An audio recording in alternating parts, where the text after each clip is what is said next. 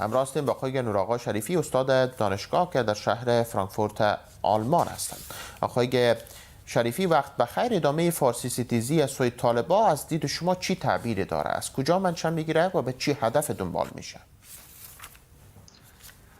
متاسفانه به ادامه عصبیت قومی یا فاشیسم قومی که در گذشته وجود داشته، این بار طالبان اینمی برتری خواهی را یا می فاشیسم قومی را به شکل لجام گسختهش داره ادامه میده.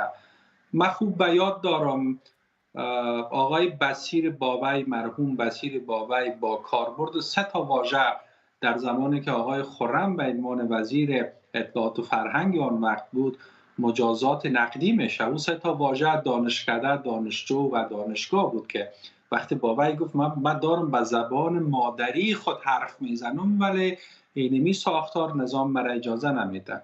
در سال 2008 زمانی که من خودم دانشجو بودم در دانشگاه بلخ، گروه کلان از دانشجویان از اقوام مختلف در کنار لوحه پانتون بلخ آوردن لوحه دانشگاه بلخ نصب کردن که اینمی حرکت اعتراضی دانشجویان در اون زمان منجر به این شد که ما 400 تن از همقطارهای خود مورد لطوکوب قرار بدیم و تعداد زیادی از دانشجویان توسط پلیس او زمان لطوکوب شد و حتی یک از همقطارهای خود ما از دست دادیم. حالا طالبا یک کسی را در دانشگاه بلخ به عنوان عبدالله صافی که خودش دانشجوی دانشکده طب است گماشته و اینمی آدم بدون قید و شرط به ای که به کس احترام بکنه و یک ظرفیت لازمه برای مدیریت دانشگاه بلخ داشته باشه با تفاهم طالبان هر کاری را که در این دانشگاه بخواه عملی میسازه. حالا اینمی تغییر لوحه و حذف واژه دانشگاه از لوحه دانشگاه بلخ عمل مستقیم خود طالبان است و این نشان میده که طالبان به عنوان یک ساختار قومی و قبیله‌ای نمیتونن بپذیرن که در بلخی که اونجا زادگاه مولوی، زادگاه رابعه، زادگاه سینا است و خاستگاه زبان فارسی است تحمل بکنه که یک واژه‌ای را که همه مردم دوست داره واژه اونجا نوشته شود. بله. آقای شریفی، آیا میتونن طالبان چی که مردم میپرسن با حذف زبان مردم و فرهنگ را به گونه حذف بکنن؟ وقتی که یعنی زبان حذف شد فکر بکنن که مردم هم حذف شده. شما باور دارین به این بحث؟ به هیچ وجه. آقای ملک خالق میتون عرفانی حضرت مولوی در بلخ زاده شده و حالا شما یک آثار کلانی را به نام مثنوی در اختیار دارین.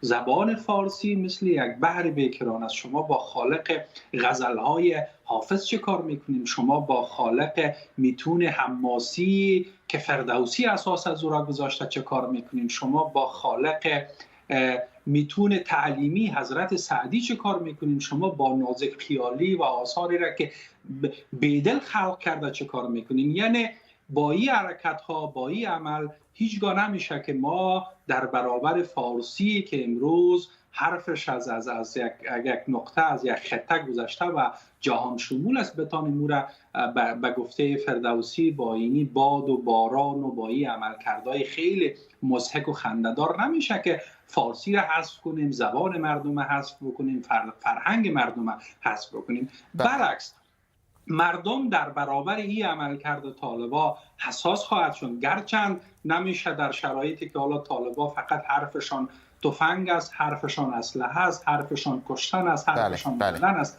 ممکن کسی نتونه مثل گذشته اعتراض بکنه. بله. آقای شریفی، بالاخره مردم در برابر این می‌ایستند. امی موضوع اخیره که شما گفتین دقیقاً سوالی که به ذهن ما آمد است که مردم چی کار کرده میتونن، چی در دستشان است و در طرف دیگه پاکسازی زبانی واقعا آخرش به کجا می انجامه و همچنان آیا شما فکر میکنین که در این شرایط ایجاد یک تنش تازه مشکلات طالبان را بیشتر میکنه یا یک بحث حاشیه‌ای به وجود میاد و دیگر مشکلات فراموش میشه و مردم مصروف این موارد میشه؟ و همچنان کوتاه لطفاً آیا چنین رویکردهایی میتونه که زبان پشتو را کمک بکنه؟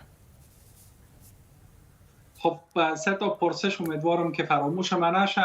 آقای ملک، مورد اولی که باعث میشه که مردم هم بحث تجزیه طلبی را، بحث فدرالیسم بیشتر شعله‌ور بسازه و بیشتر گرایش پیدا بکنه. من باور دارم وقتی مردم میبینند طالبان عملا دارن که مسائل قومی را به این گونه برخورد میکنه، بحث جداسازی، تجزیه و فدرالیسم داغ‌تر میشه و من باور دارم بالاخره اون مقوله که اگر ما نمیتونیم یک ملت خوب باشیم پس همسایه های خوب باشیم. مورد دومی که به هیچ صورتی با این کار زبان پشتو نمیتونه غنا پیدا بکنه. شما نمیتونین به خاطر تقویت و گرایش و گسترش یک زبان دیگه، زبانی که اونجا سالهاست و یک تاریخ بسیار کهن و کلام داره را این حذف بکنین به خاطر اینکه زبان ما مثلا تقویت پیدا کنه، گسترش پیدا کنه، چون این چیزی خیلی احمقانه و غیر علمی است. و مورد دیگه ای که در این شکی وجود نداره طالبان میخواد مباحث را داغ بکنه، گرچند ما این تجربه را در نظام‌های گذشته هم داشتیم. حالا طالبان با راه اندازی بحث این چنینی ممکن ما را از تغییر نظام دور بسازن، ما را از اینکه خانم‌ها بتانن در آموزش، در پرورش، در ساختار شک سعیم شوند دور بسازن. ممکنه این بحث هم یکی از مواردی است که متاسفانه هر از گاهی در گذشته و حالا طالبان به این روش متوسل میشن.